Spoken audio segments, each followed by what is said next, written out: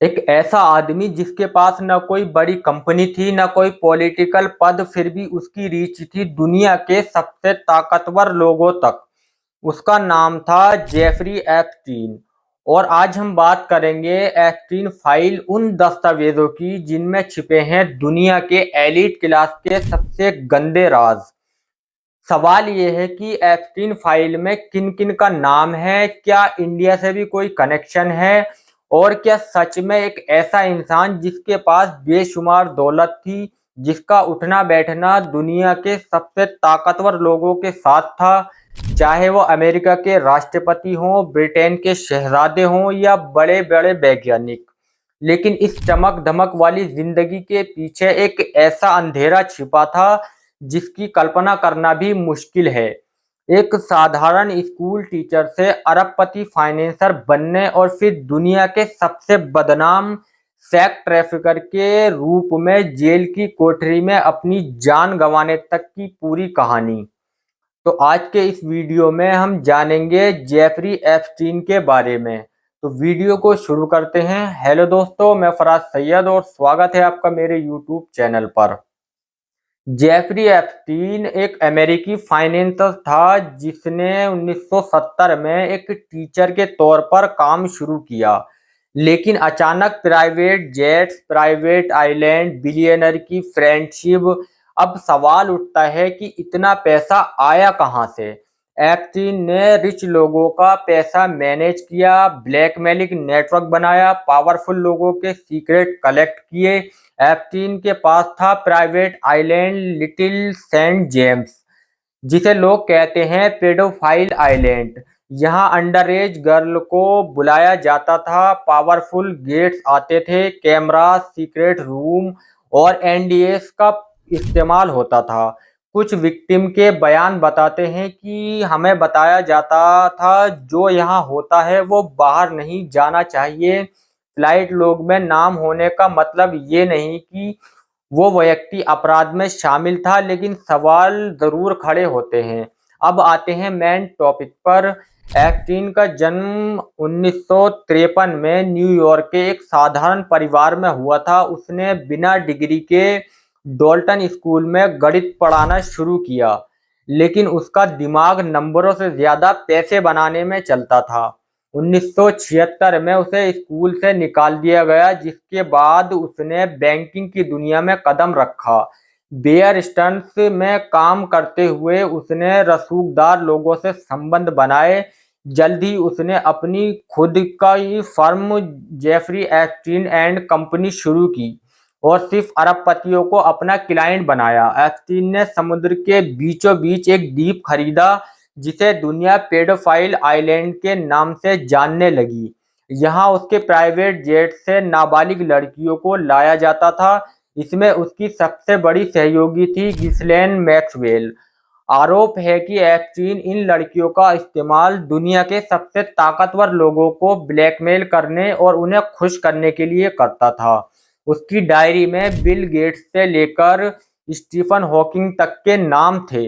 2005 में पहली बार पुलिस ने उस पर शिकंजा कसा। 2008 में उसे सजा हुई, लेकिन अमेरिका के इतिहास की सबसे उदार डील, स्वीट हार्ट डील के तहत उसे केवल 13 महीने की जेल हुई, और वो भी फर्क वर्क रिलीज के साथ।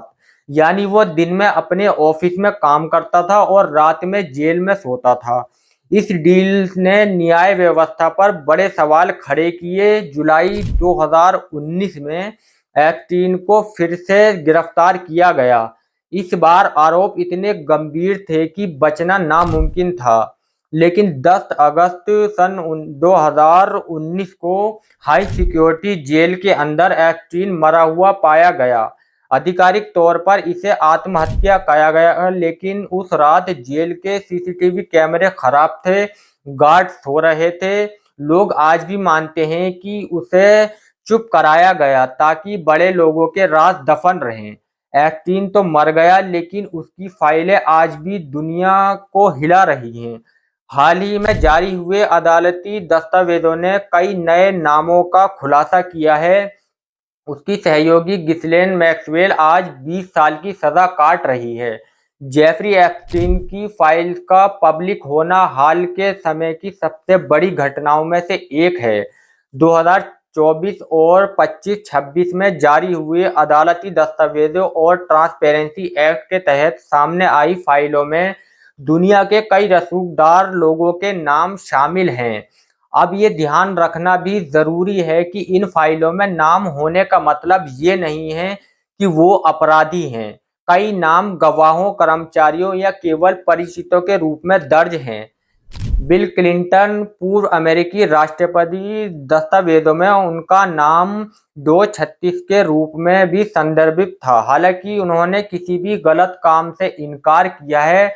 डोनाल्ड ट्रंप, अमेरिकी राष्ट्रपति, फाइलों में उनके साथ एप्स्टीन की पुरानी दोस्ती और उड़ानों का जिक्र है, लेकिन उन पर इस मामले में कोई कानूनी आरोप नहीं है। प्रिंस एंड्रयू, ब्रिटिश के राजघराने के सदस्य, उन पर वर्जीनिया ग्रिफिथ द्वारा यौन शोषण के गंभीर आरोप लगाए गए थे। विवाद के बाद उनसे शाही उपाधियां भी छीन ली गईं। एहुद ब्रकजाइल के रूप में प्रधानमंत्री, टोनी ब्लेयर, ब्रिटेन के पूर्व प्रधानमंत्री, business tycoon Bill Gates, Microsoft के संस्थापक। फाइलों में उनके और एप्स्टीन के बीच मुलाकातों और ईमेल का जिक्र है। एलन मस्क, हालिया जारी दस्तावेजों में उनका नाम भी सामने आया है। हालांकि मस्क ने हमेशा एप्स्टीन से किसी भी गहरे संबंध से इनकार किया है। सरगेई ब्रिन, गूगल के co-founder, Richard Branson, Virgin group के मालिक, लेक्स वेक्सनर, विक्टोरिया सीक्रेट के मालिक, जिन्होंने एप्स्टीन को अपना पैसा मैनेज करने की जिम्मेदारी दी थी। माइकल जैक्सन, डॉक्यूमेंट में मेंशन है कि वे एप्स्टीन के पाम बीच वाले घर पर मिले थे। स्टीफन हॉकिंग, मशहूर वैज्ञानिक, जिन्होंने एप्स्टीन के द्वीप पर एक कॉन्फ्रेंस के दौरान देखा गया था। डेविड कॉपरफील्ड, मशहूर जादूगर, Naomi Campbell, super model, Kevin Spacey, Hollywood अभिनेता, नोम चॉम्स्की, प्रसिद्ध भाषाविद और विचारक, एप्स्टीन के करीबी सहयोगी। गिस्लेन मैक्सवेल, एप्स्टीन की मुख्य सहयोगी, जो फिलहाल जेल में सजा काट रही हैं। Jean Luc Brunel, French model scout, जिसने जेल में आत्महत्या कर ली थी। ये नाम फाइलों में क्यों हैं? इन डॉक्यूमेंट में नाम आने के कारण हो सकते हैं फ्लाइट लॉग्स। उन्होंने एप्स्टीन के प्राइवेट जेट लोलिता एक्सप्रेस में यात्रा की थी। उन्होंने एप्स्टीन के घर पर या ऑफिस में उससे मुलाकात की थी। पीड़ितों और गवाहों ने अपनी बातचीत के दौरान इन नामों का जिक्र किया। एप्स्टीन की निजी एड्रेस बुक में इनके फोन नंबर दर्ज थे। नाम होने का अर्थ दोष सिद्ध होना नहीं है, जब तक कि कोर्ट में उन्हें दोषी न ठहराया जाए। जेफरी एप्स्टीन के द्वीप की कहानी किसी डरावनी फिल्म से कम नहीं है। जेफरी एप्स्टीन ने इस द्वीप को एक तरह का प्राइवेट किंगडम बना लिया था, जहां कानून का कोई असर नहीं था। नाबालिगों की तस्करी, एप्स्टीन और उसकी सहयोगी गिस्लेन मैक्सवेल दुनिया भर से कम उम्र की लड़कियों को मसाज या नौकरी के बहाने यहां लाते थे। बाद में उन्हें डरा धमकाकर शारीरिक शोषण के जाल में फंसा लिया जाता था। लड़कियों को एप्स्टीन के निजी विमान, जिसका नाम लोलिता एक्सप्रेस था, उसके जरिए आइलैंड पर ले जाया जाता था। माना जाता है कि द्वीप पर स्थित इमारतों में गुप्त कैमरे लगे थे। एप्स्टीन शक्तिशाली नेताओं और व्यापारियों को लड़कियों के साथ रिकॉर्ड करता था, ताकि बाद में उन्हें ब्लैकमेल कर सके और अपना काम निकलवा सके। द्वीप पर एक अजीबोगरीब नीली और सफेद पट्टियों वाली इमारत थी, जो किसी धार्मिक स्थल जैसी दिखती थी। अफवाहें थी कि इसके नीचे तहखाने बने थे, जहां गलत गतिविधियां होती थी। यहां आने वाले मेहमानों को हर तरह की सुविधा दी जाती थी, ताकि वो एप्स्टीन के कर्जदार बने रहें। उसकी ब्लैक बुक में दुनिया भर के हजारों नाम थे। जहां तक भारत का सवाल है, सीधे तौर पर किसी पर यौन शोषण का आरोप सिद्ध नहीं हुआ है, लेकिन कुछ प्रमुख भारतीयों के नाम उसकी संपर्कों की सूची में पाए गए थे। भगोड़े कारोबारी विजय माल्या का नाम एप्स्टीन की पुरानी ब्लैक बुक में मिला था। हालांकि ये कंफर्म नहीं है कि उनके बीच किस तरह के संबंध थे या वो कभी मिले थे या नहीं। विकराज सप्रा एक भारतीय मूल के व्यापारी जिनका नाम एप्स्टीन के व्यापारिक संपर्कों में आया था। एप्स्टीन अक्सर नामी वैज्ञानिकों को फंड देता था। एप्स्टीन फाइल में कुछ भारतीय मूल के प्रोफेसरों और रिसर्चर के नाम भी दर्ज थे, जो उसकी पार्टियों या साइंटिफिक डिनर्स में शामिल हुए थे। भारत से जुड़े किसी भी बड़े नेता या बॉलीवुड हस्ती का नाम अब तक डायरेक्ट अपराध के तौर पर इन फाइलों में सामने नहीं आया है। ज्यादातर नाम केवल कॉन्टैक्ट के रूप में ही दर्ज हैं। एप्स्टीन की मौत के बाद उसके कई राज हमेशा के लिए दफन हो गए, लेकिन फाइलों ने दुनिया के एलीट क्लास की नींद उड़ा दी है।